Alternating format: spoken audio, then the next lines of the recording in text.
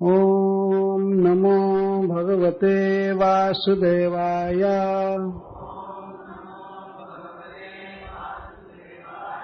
ॐ नमो भगवते वासुदेवाय।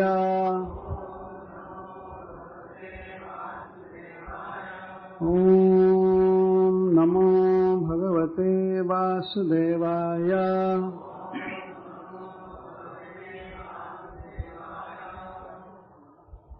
श्रीमद् भागवतम दशम स्कंध अध्याय 6 से प्रारंभ किया जाएगा। देखते हैं कहाँ तक पहुँचता है। श्री शुक उवाच नंदः पथिवचः शौरेर् न मृषेति विचिन्तयान् हरिं जगाम शरणाम् उत्पातागम संकितः।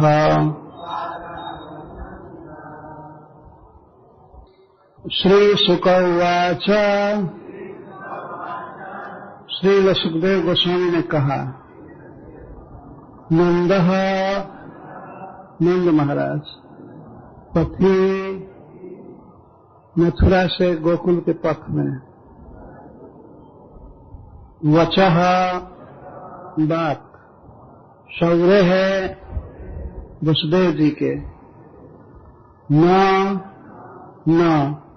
मृषा मिथ्या इति इस प्रकार विचिंतन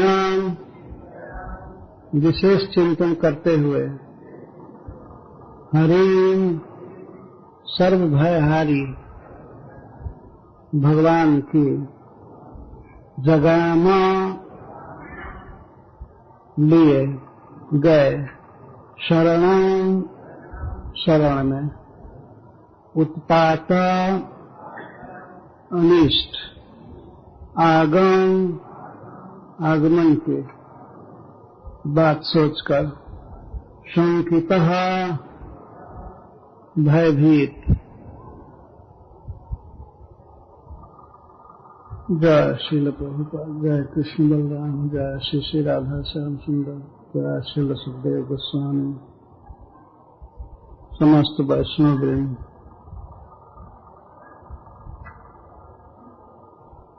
तो श्रील सुखदेव गोस्वामी कहते हैं, यह श्री शुक उवाच शब्द आते हैं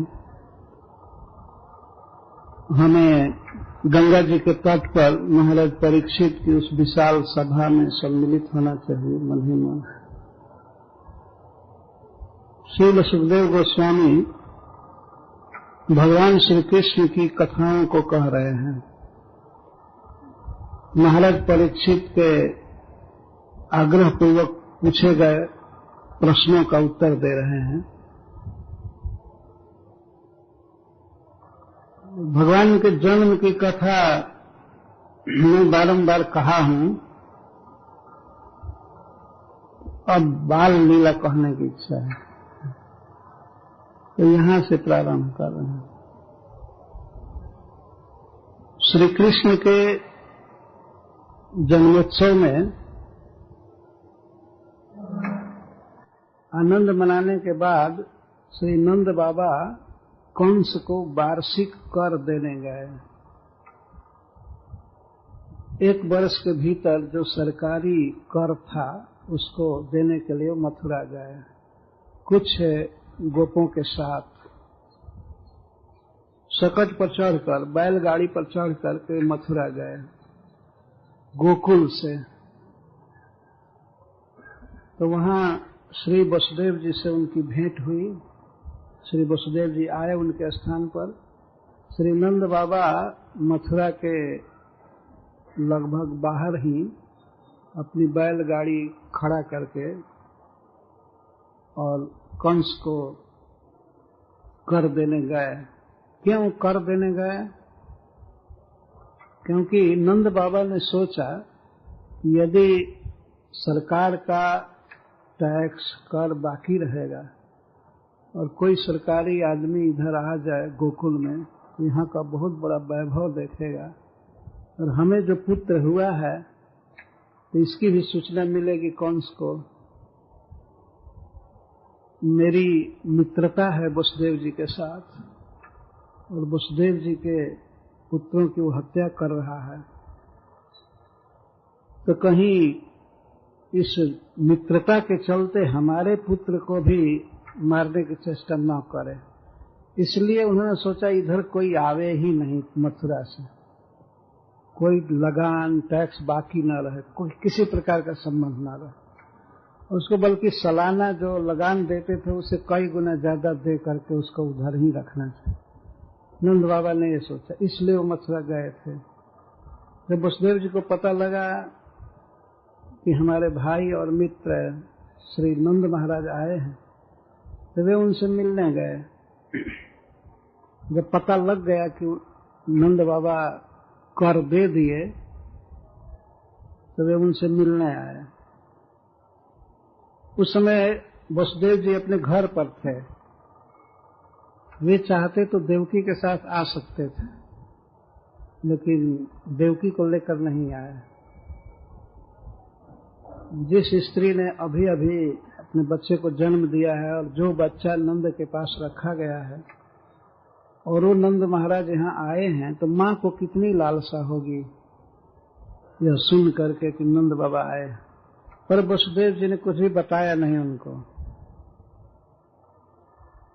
वे सोचे कि मैं धीर हूं, गंभीर हूं, मैं प्रकारांतर से बच्चे का कुशल पूछ लूंगा वसुदेव जी से, नंद बाबा से। लेकिन कहीं देवकी चलेगी तो वो अधीरा कहीं ऐसा न पूछ दे कि नंद जी हमारा बच्चा ठीक है ना, तब तो सारा भेद खुल जाएगा। यही सोचकर वसुदेव जी देवकी जी को लेकर नहीं आए। तो बातचीत हुई। वसुदेव जी ने पूछा कि जहां आप रह रहे हैं महावन में, वहां पर घास ठीक है ना, गौएं ठीक है ना, पानी वगैरह सब ठीक है ना? तो ये सुने कि सब कुछ ठीक है, तो विश्वास हुआ कि बच्चा मेरा कुशल से रहेगा। उसको गौएं दूध देंगी, गौएं दूध देती हैं, माखन देंगी, और जसोदा भी दूध पिएगी, बहुत अच्छी सुखी रहेगी, तो हमारे बच्चे को दूध पिलाएगी। वसुदेव जी ये सब मन में सोच रहे थे। उनकी बुद्धि पूर्ण रूप से अपने पुत्र कृष्ण में आसक्त थी। तो नंद बाबा ने कहा सब ठीक है, लेकिन नंद बाबा वसुदेव जी के दुख से दुखी हो गए। कहने लगे, हमने सुना है कि आपके 6 पुत्रों की हत्या कर दिया कंस, बड़े दुख की बात है। 7वां बेटा पता ही नहीं लगा कहाँ उड़ गया। श्री बलराम जी का जन्म इस तरह से रहस्यपूर्ण। देवकी के गर्भ में थे तो रोहिणी के गर्भ में किए गए, तो किसी को पता ही नहीं चला कि 7वां गर्भ क्या हुआ।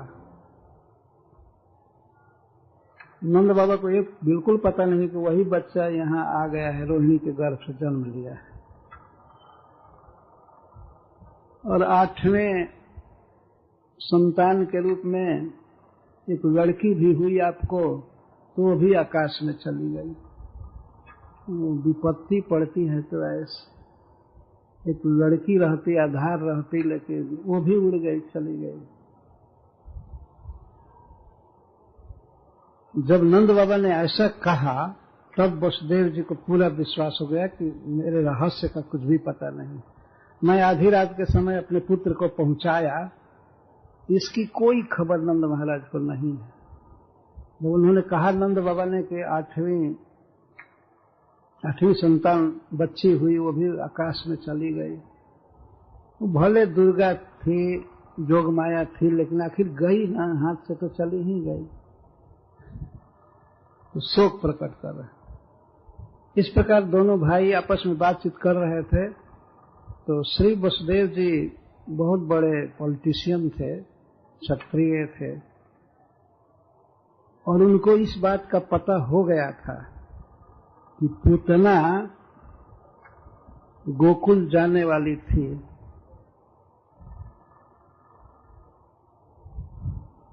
नंद बाबा मथुरा में रुके थे तो रात में रुके थे। वे आकांक्षा में थे कि वसुदेव जी आएंगे, भेंट हो जाए तो अच्छा है, तो रुक गए थे। और उसी रात पूतना गोकुल गई। किसी तरह से कुछ सूत्रों से पता लगा लिया वसुदेव जी ने इस बात का, कंस क्या कर रहा है, क्या योजना है, क्या कर। जिसके 6 पुत्र मारे गए हैं वह व्यक्ति क्यों नहीं चौकन्ना रहेगा। पता लगा लिए।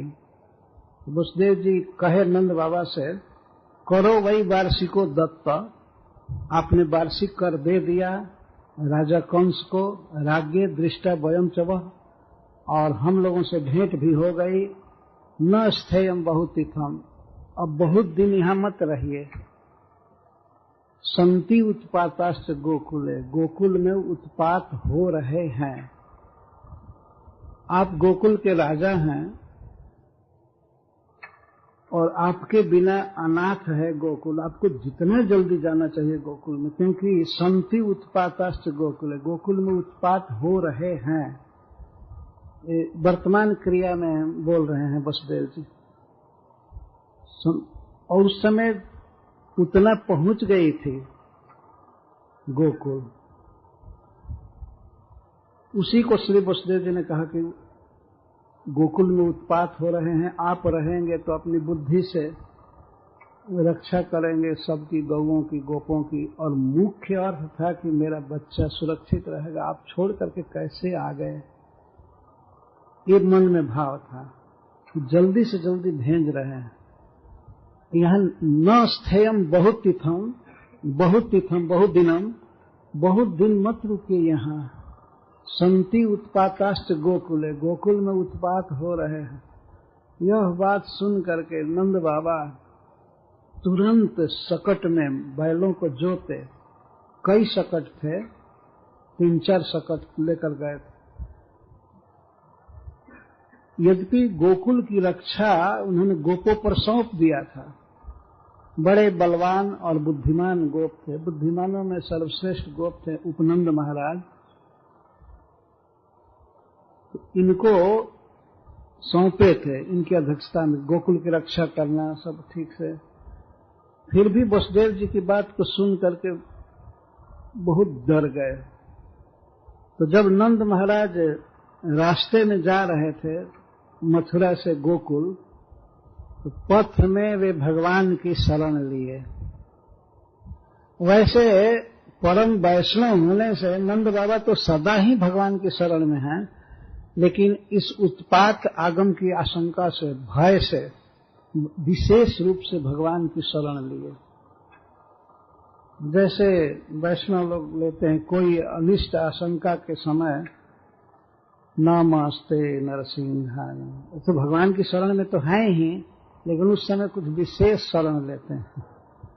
तो श्री नंद बाबा के मुख से रास्ते में निकला, रक्षा रक्षा, रक्षा कीजिए हे नाथ, हे सर्व भय हारी। हरि, यहाँ हरि शब्द का अर्थ है जो सब भय हर लेते हैं, वे हैं हरि। तो नंद बाबा वाणी से बोले भी कि हे सर्व भय हारी, हे विष्णु, हमारे ब्रज की रक्षा कीजिए, विशेष करके हमारे पुत्र की रक्षा कीजिए, कोई कुछ अनिष्ट न हो। नंद बाबा का मन पूर्ण रूप से श्री कृष्ण में आसक्त था। तो उत्पात की बात सुन करके वे अपने पुत्र की रक्षा के लिए भगवान की शरण लिए, अथवा मन से शरण में गए। मनसा शरणम जगामा, मन से शरण लिए, अथवा वाणी से भी कहे। ये स्वभाव है वैष्णवों का। किसी भी अनिष्ट का समय आता है, कोई विपत्ति, तो वे लोग दूसरे से प्रार्थना नहीं करते, अपने प्रभु से ही सब प्रार्थना करते हैं। तो वसुदेव जी की बात को नंद बाबा सोच रहे कि वो मृषा नहीं हो सकती है। नंदह पथि बचह सौरे, सौरी की बात, वसुदेव जी की बात न मृषा है। मिथ्या नहीं हो सकती है। जब वसुदेव जी कह रहे हैं तो कुछ हो रहा है गोकुल में। भग भग कलेजा करने लगा नंद बाबा का। अपने नवजात पुत्र की याद करके बहुत बेचैन हो गए और इसलिए हरिम जगाम शरणम, हरि की शरण में गए। अथवा इसका एक अर्थ है कि हरि मतलब सर्व मनोहर स्वपुत्रम विचिंतन, परम सुंदर अपने पुत्र का विशेष चिंतन करते हुए शरणम जगामा, निजगृहम जगामा, अपने घर गए। शरण का अर्थ घर भी होता है। नंद बाबा पूरे रास्ते में अपने पुत्र का चिंतन कर रहे थे, भगवान की शरण लिए थे और जा रहे थे। हरिम जगाम शरणम उत्पातागम शंकित। वसुदेव जी की बात पर विश्वास था कि ये जो कह रहे हैं बिल्कुल सत्य है, हो रहा होगा। और दूसरी बात थी कि उस समय नंद बाबा के बाएं अंग कुछ फड़कने लगे। ये भी प्रेम राज्य की लीलाएं हैं। वास्तव में भगवान की इच्छा से ही पूतना आ रही है गोकुल में, नहीं तो गोकुल में उसका प्रवेश संभव नहीं है। क्या उत्पात हो रहा है, दूसरे श्लोक में सुखदेव जी कहते हैं, कंसे न प्रहिता घोरा पूतना बाल घातिनी शिशुन चचार निघ्नन्ति पुरा ग्राम ब्रजादिशो। कंसेन प्रहिता, कंस के द्वारा नियुक्ता पूतना नाम की राक्षसी नंद बाबा के ब्रज में गई। ये तो बाद में वर्णन करते हैं। उसका काम क्या था, क्यों घुमा करती थी? शिशुन चचार निघ्नन्ति, बच्चों को मारने की इच्छा से घुमा करते थे। घ्नन्ति, वध करते हुए, पूरा ग्राम ब्रजादिशु, यहां तक कि बड़े बड़े नगरों में भी घूमती थी, भ्रमण करती थी, और गांवों में और ब्रज में और आकर आदि रत्नों के जो खान होते हैं, खनिज द्रव्य जहां मिलते हैं, तो वहां भी उसको आकर कहते हैं। और ब्रज जहां गौएं रहती हैं, और छोटे छोटे गांव और नगर। जब नगर में भी प्रवेश करने में वो समर्थ थी, जहां बड़े बड़े भवन होते हैं, फाटक होते हैं और सिक्योरिटी भी रहते हैं, वहां भी वो घुस जाते थे। तो फिर हीरों की बस्तियों में जहां कोई खास सिक्योरिटी नहीं है, चारों तरफ खुला है, तो वहां चली जाए तो कौन आश्चर्य की बात। तो ऐसे श्रीपाद सनातन गोस्वामी जी लिखते हैं कि निघ्नन्ति का यहां अर्थ है हंतुम इच्छया, बच्चों को मारने की इच्छा से ब्रज में प्रवेश की, घूम रही थी, किसी को मार नहीं पाई। ऐसा नहीं समझना चाहिए कई बच्चों को मारती थी, पर मारने के लिए, वध करने के लिए घूमा करती थी। पूरा ग्राम ब्रज आदिशु, नगरों में, गांवों में, खानों में और ब्रज आदि में। आदि शब्द से तात्पर्य है खेत, खरवट इत्यादि, बहुत से छोटे बड़े स्थान, सब जगह घूमते थे। और हंतुम इच्छा, बच्चों को मारने की इच्छा से। और किसके द्वारा भेजी गई? सरकार के द्वारा, कंस के द्वारा, जो सरकारी पावर लेकर के घूम रहे थे। एक तो अपने आप वो बहुत घोर थी, कंसे न प्रहिता घोरा, क्रूर हृदय, बहुत कठोर हृदय। पूतना जो पवित्र बच्चों को उठा करके ले जाए उसको पूतना कहा। या पूतना राक्षसी विशेष को कहा जाता है, तो पूतना, कोटरा, देवती इत्यादि। बाल घातिनी, बच्चों को घात करने वाली, मारने वाली। श्रीपद सनातन गोस्वामी लिखते हैं कि मारी थी बच्चों को, लेकिन तीसरा श्लोक बता रहा है कि जहां पर भगवान का कीर्तन होता है, जहां पर उनकी कथा होती है, श्रवण होता है, वहां राक्षसियां या राक्षसों का बल नहीं चलता है। जिससे सिद्ध हुआ कि जहां कीर्तन होता था वहां पुतना कुछ नहीं कर पाती थी, और जहां कथा श्रवण होता था, स्मरण होता था भगवान का, वहां पर इसका कोई प्रभाव नहीं हुआ। तो इस पर वे अर्थ करते हैं कि जहां लोग कृष्ण विमुख थे उन बच्चों को मारती थी, भगवान के जो भक्त नहीं थे। तो इसका अर्थ है कि राक्षसों पर ही, असुरों पर ही इसका बल चलता था। उस श्लोक से सिद्ध होता है। तो इस तरह से पूतना सर्वत्र घूम घूम करके और बच्चों की हत्या करती थी। इस पर महाराज परीक्षित बहुत शंकित हो गए कि अरे तब तो नंद बाबा के ब्रज में भी जाएगी। महाराज परीक्षित को भय हो गया कि तब तो श्री कृष्ण के पास, शिशु के पास भी जाएगी। तो उनका चेहरा कुछ शंकित हुआ, भयभीत सा हुआ। तब सुखदेव गोस्वामी कहते न जत्र श्रवणादीनि रक्षो ज्ञानी स्वकर्मसु कुर्वन्ति सात्वतम भर्तुर जात धान्य तत्र ही। महाराज, आप श्री कृष्ण की चिंता मत कीजिए, पूतना अविषय में प्रवृत्त है। ऐसे व्यक्ति को मारने की चेष्टा वो करेगी जिसको मारा नहीं जा सकता, जिसका कोई अंत नहीं है, जिसका कोई विनाश नहीं है, बल्कि वही मरेगी, पूतना ही मरेगी। आप चिंता मत कीजिए। कथा श्रवण के समय श्रोता की क्या चित्तवृत्ति है इसका प्रदर्शन मुखमंडल पर होता है। तो सुखदेव गोस्वामी तुरंत समझ गए महाराज परीक्षित के भय को। तो वे कहते आप चिंता मत कीजिए, उतना स्वयं मरेगी।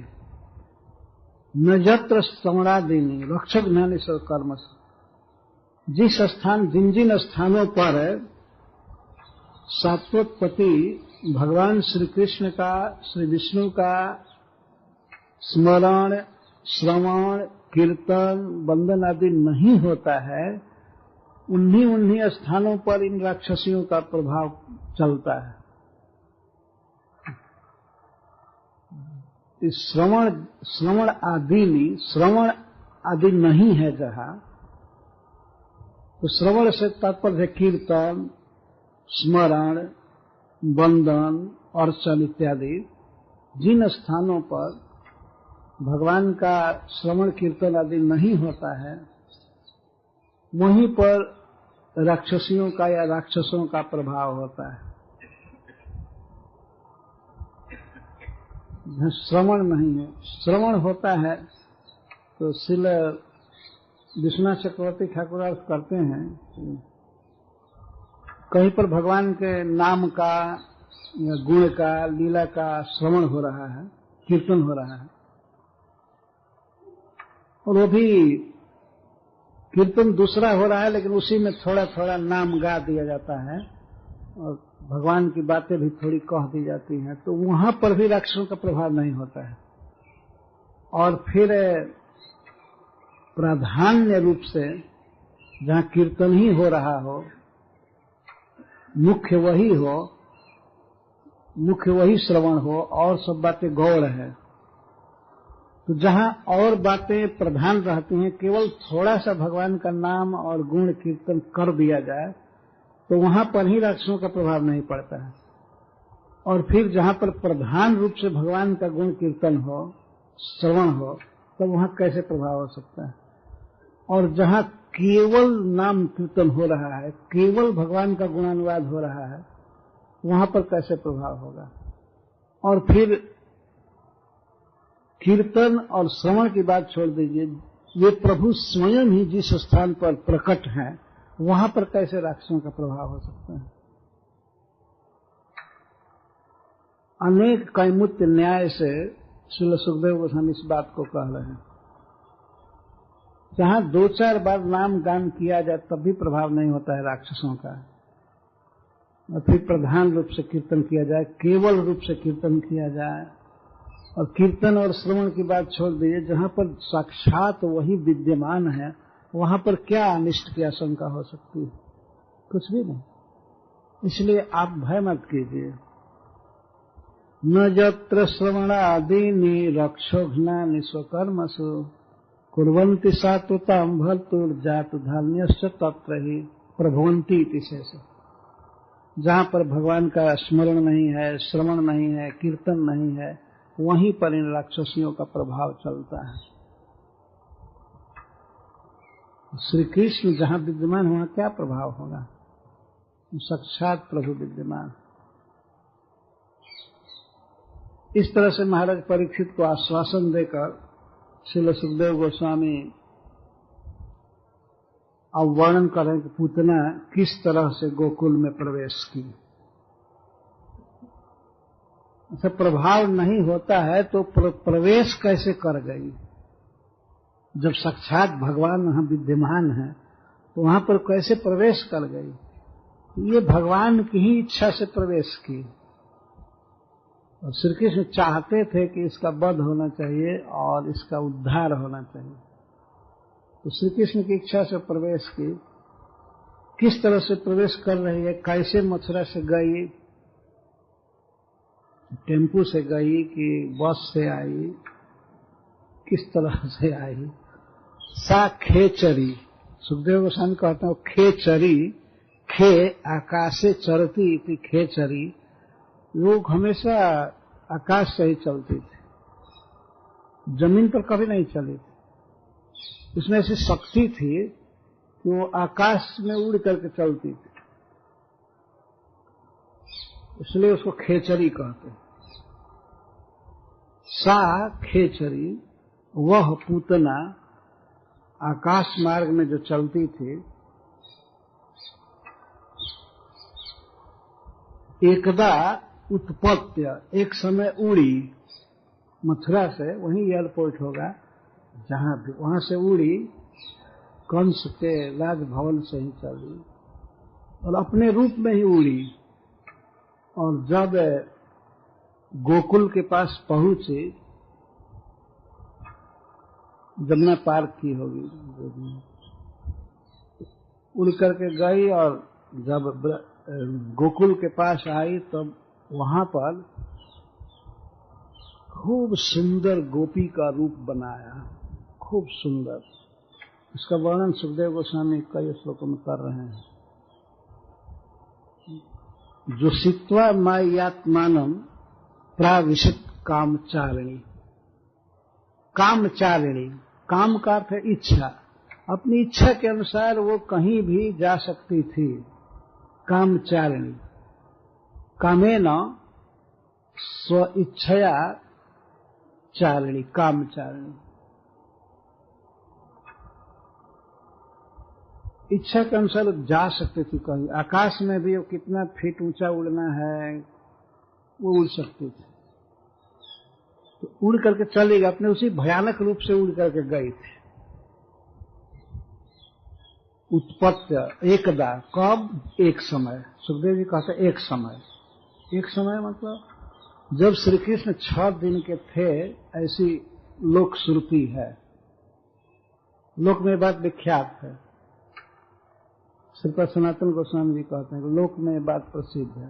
जब श्री कृष्ण 6 दिन के थे उस दिन की एक घटना है, और वो भी रात्रि के समय, रात्रि के समय में चली थी। रात्रि के समय इसलिए चली कि कोई देखे ना कि एक बहुत भारी राक्षसी उड़कर जा रही, और इधर के विमान जैसा कोई हा आवाज नहीं करती थी, बिल्कुल साइलेंट गई। और पहुंची जब गोकुल के पास तो सोचा, यहां यदि मैं अपने भयानक रूप से प्रवेश करती हूं घर में किसी के, तो पहले ही विरोध हो जाएगा। घर में किसी के प्रवेश करने से पहले ही गोकुल में हल्ला हो जाएगा, तो लोग विरोध करेंगे, अपने बच्चों को नहीं देंगे।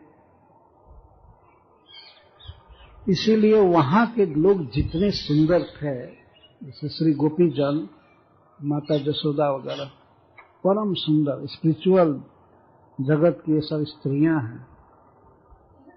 तो पूतना अपने को जो सित्वा माया आत्मानम, अपनी शक्ति से आत्मानम जो सित्वा, अपने को परम सुंदरी स्त्री बनाई, आकार से भी और वेश से भी। ऐसा नहीं था केवल कपड़ा कुछ पहन लिया, मेकअप मात्र कर लिया और सुंदर हो गया। भेष तो बनाया ही, लेकिन आकार भी एकदम सुंदरी स्त्री का हो गया, अद्भुत सुंदरी स्त्री, जिससे कि वो सबको मोहित करने में समर्थ हो जाए और कोई उसको रोके टोके ना हो। इतनी सुंदरी थी, इतनी सुंदरी कि उसकी सुंदरता से ही कुछ लोग अवाक होकर के नहीं रोकेंगे। तो पता नहीं किस पर कृपा करने के लिए देवी आई है, किस बच्चे पर कृपा करेगी। कोई गोपी, कोई गोप, कहीं भी कोई नहीं रोके। जो रक्षक थे, रात्रि का समय था, किसी के घर में प्रवेश करने के पहले कुछ रक्षक थे, वे लोग भी नहीं रोके। प्राविशत, उसने प्रवेश किया। जैसे ब्रज की स्त्रियां पहनते लहंगा और ओढ़नी, तो इस तरह से उसने 2 वस्त्र पहना है। इतनी शक्ति थी अपने को सुंदर बनाने की, परम सुंदरी स्त्री हो गई। चेष्टा क्या थी इसकी? चेष्टा थी जैसे लगता था कि वात्सल्य ही मूर्तिमान घूम रहा है। किसी बच्चों पर दृष्टि डालती थी तो ऐसे जैसे आशीर्वाद देने की मुद्रा में चिरंजीवी भव, इस तरह से वचन निकलता था। अत्यधिक तेज और सुंदरता होने से कोई रोका नहीं। सब कुछ माया से संभव है। पहला उसका साड़ी होगा या जो भी सूट सलवार होगा तो उसके साइज से होगा, बहुत बड़ा होगा, लेकिन अब ये परम सुंदर स्वरूप के अनुसार सब कुछ बना लिया। तत्काल देखिए शक्ति पूतना की, यह भगवान की इच्छा से ही वह जो चाहिए हो गई, जो बनना चाहती थी वैसे हो गई।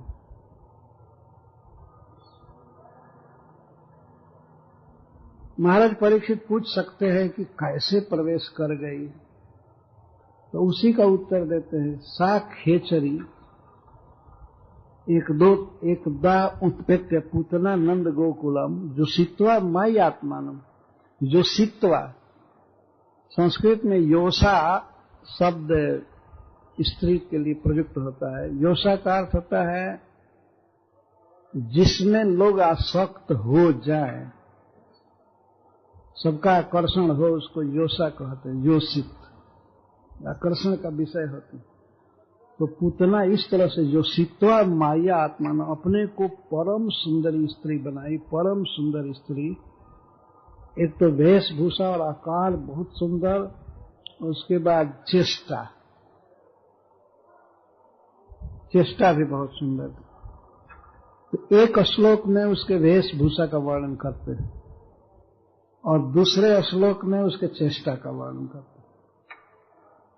ताम के सबंध व्यतिशक्त मल्लिकाम बृहन्नितंब स्तन भार कृच्छ मध्यमाम सुवाससम कंपित कर्णभूषण त्रिशोलसत कुंतल मंडिताननाम। इस श्लोक में उसके वेशभूषा का वर्णन। सुवाससम ताम, ताम केशबंध। श्रील सुखदेव गोस्वामी जी वर्णन कर रहे हैं पूतना के सौंदर्य का, तो पहले उसके केश पाश का वर्णन करते हैं। उसने अपने केस को बहुत अच्छा संवार करके बांधा था और उसमें मालती पुष्प की मालाएं उसने बांधा था। ताम केश बंध प्रतिशत संसक्त मल्लिका, केश की चोटी जो गुथी गई थी वो किसी स्त्री ने नहीं गूथा था। जब मथुरा में किसी सैलून में ब्यूटी पार्लर में गुथवा कर नहीं आई थी, अपनी शक्ति से ही परम सुंदर केश और केश के बाद केश बंध चोटी और केश बंध में जगह जगह मालती के पुष्प खसे गए। व्यतिशक्त मल्लिका, मल्लिका पुष्प कहते हैं मोगरे को। इसका अर्थ है कि पुष्प की में सुगंध थी और सुंदरता। एक तो केश बहुत सुंदर और केश पर भी उसकी रचना बहुत सुंदर, धम्मिल चोटी गुथी गई थी और उसमें केशबंध में जहां मालती की मालाएं लगाई गई थी। सुखदेव जी ये सब ध्यान कर रहे हैं क्योंकि आगे चल करके ये भगवान की मां बनेगी, इसलिए इसके रूप का वर्णन करना स्वाभाविक है। बृहल नितंब स्तन कृच्छ मध्यमाम, और उसके स्तन बड़े बड़े थे और नितंब बड़े थे। तो ऐसा लगता था कि शरीर का कुछ भाग नितंबों ने ले लिया और स्तनों ने ले लिया, इसीलिए मध्यमाम कृच्छ, उसका मध्य प्रदेश बहुत कृच्छ था, संकट में था, मतलब पतली कमर थी। ये भाग मध्य भाग कृच्छ था, कमर बहुत पतली थी और नितंब और स्तन बड़े बड़े थे। इसलिए सुखदेव गोस्वामी ऐसा वर्णन कर रहे हैं कि नितंबों और स्तनों ने ही कटी के भाग को ले लिया था, इसीलिए वो छीण कटी थे। सुवाससम वर्णन कर रहे हैं कि वस्त्र बहुत अच्छा, साड़ी बहुत अच्छी थी, क्वालिटी में भी और रंग में भी अद्भुत। सुवाससम सुंदर वस्त्र, सुवाससम कंपित कर्ण भूषण, और कुंडल लगाए थे, कुंडल बहुत सुंदर थे और कंपित होते थे। चूंकि वह धूर्त थी, कपटी थी, तो इधर उधर देखा करते थे, कभी इधर कभी इधर कभी उधर, और लोगों को मोहित करने के लिए भी। इसलिए जब दृष्टि इधर उधर करती थी, चलती थी, या अपनी निष्कपटता व्यक्त करने के लिए, जैसे वो सामने देखना, इधर उधर देखना, कहीं भी छिपाना नहीं, ये नहीं कि अपने मुख को ढक करके रखना, और इस तरह से। तो कंपित कर्णभूषण, उसके कर्णभूषण कुंडल झूमते थे, और कुंडलों के झूमने से उनकी प्रतिछवि पड़ती थी अलकों पर, केसों पर। ऐसे केसों से, झलकते हुए केसों से, चमकते हुए केसों से उसका आनंद मुख मंडित था, बहुत सुंदर लग रहा है। बहुत सुंदर केशबंध, बहुत सुंदर साड़ी, वस्त्र और कुंडल और केश, कुंतल आदि से मंडित आनना, ये सब उसके सौंदर्य का वर्णन किया जा रहा है। अब चेष्टा का वर्णन सुनिए। इतनी सुंदरी थी पुतना, इतनी सुंदरी बन करके आई, और चेष्टा बल्गु स्मिता, अरे मुस्कान तो मनोहर थी। बल्गु मतलब मनोहर, मन को खींच ले जबरदस्ती, बहुत सुंदर मुस्कुरा रही थी। किस प्रकार के हृदय में हलाहल है लेकिन मुख पर मुस्कान, बल्गु स्मित, मनोहर मुस्कान। अपांग वीक्षित, मनोहर हंसी के साथ साथ उसकी जो अपांग दृष्टि थी, अपांग का अर्थ तो कटाक्ष, दिखना बहुत सुंदर था उसका, और विविध दृष्टिपातों से विक्षित ही मनोहरंतिम वनिताम ब्रजौकस, समस्त ब्रजवासियों के मन को हर लेती थी, जिधर भी देखती थी। तो ऐसे किसी खास व्यक्ति से अपनी आसक्ति नहीं दिखाती थी, लेकिन ऐसे चलती थी जैसे लगता था कितना निर्दोष, कितना सरल, हंसते हुए चलती थी। ऐसा नहीं लगता था कोई चिंता में है, कोई काम करना चाहती है, कोई पर्पस है इसका, नहीं, आनंद से। इसको बल्गु स्मिता, उसकी चेष्टा ये थी कि बहुत सुंदर ढंग से मुस्कुरा रही थी, और विक्षित ही अनेक प्रकार के चितवनों से, दृष्टिपातों से मनोहरंतिम वनिता ब्रजौकसाम, ब्रजवासियों के चित्त को हर रही थी।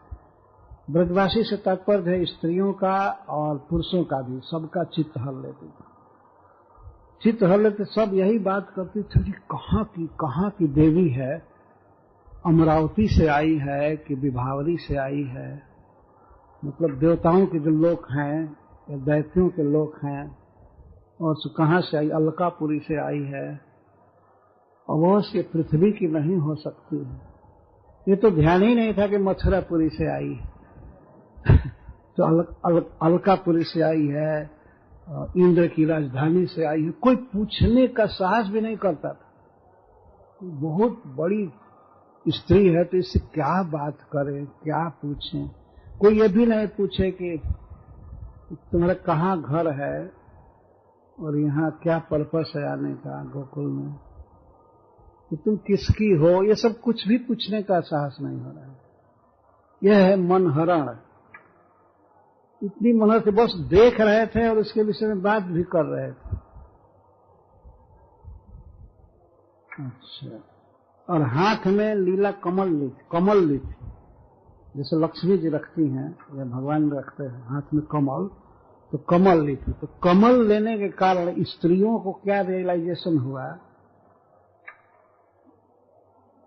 वे सब आपस में बात करती हैं। आप मान ली, अमंसताम भोज करेण रूपिणी श्रियम पतिम दृष्टमिवागता।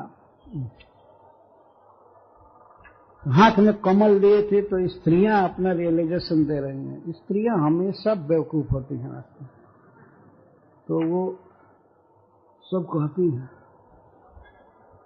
लक्ष्मी जी हैं, लक्ष्मी जी हाथ में कमल लिए हैं और अपने पति भगवान नारायण को खोजते हुए घूम रही हैं। ये देखिए रियलाइजेशन, ये लक्ष्मी जी आई है। श्रील सुखदेव गोस्वामी का अमंसतः मान लिया, अमंसतः का अर्थ मान लिया।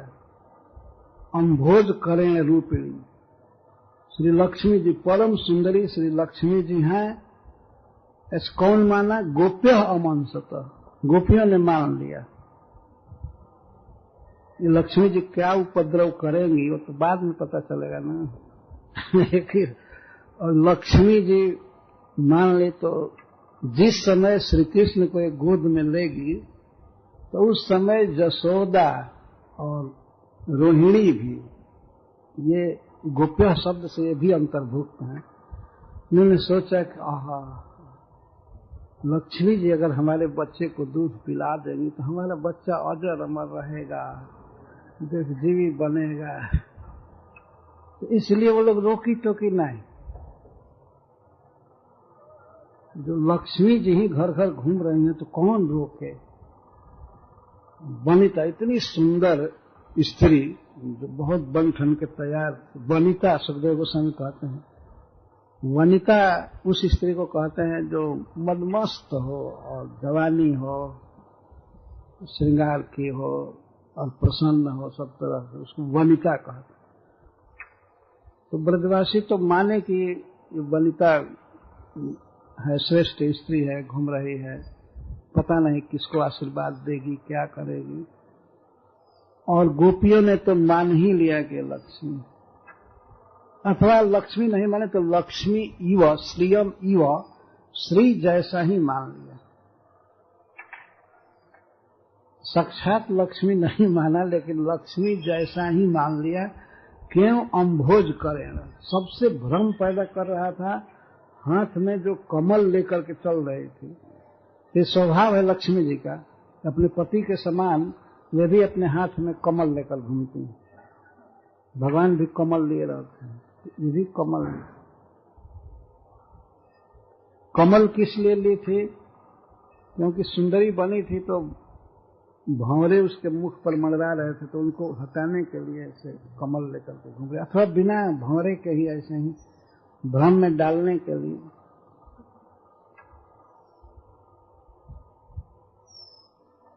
ये चेष्टा का वर्णन है। मुस्कुराना, देखना, हंसना, कितना कपट हो सकता है।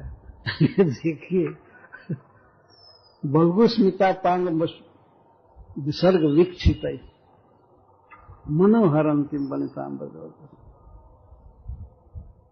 मन हर लिया तो मन हर लिया, तो अब मन में विवेक क्या रहेगा?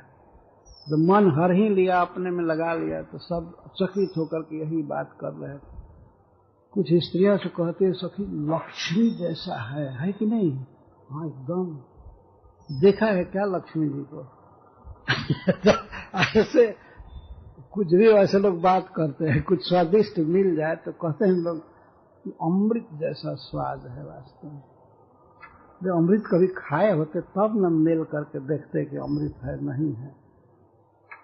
ये लक्ष्मी जैसा है, श्रियम अमंस। इस तरह से सबके आकर्षण का विषय पूतना थी, सौंदर्य से, मुस्कुरान से, चाल से, चितवन से। इसीलिए कोई नहीं रोका।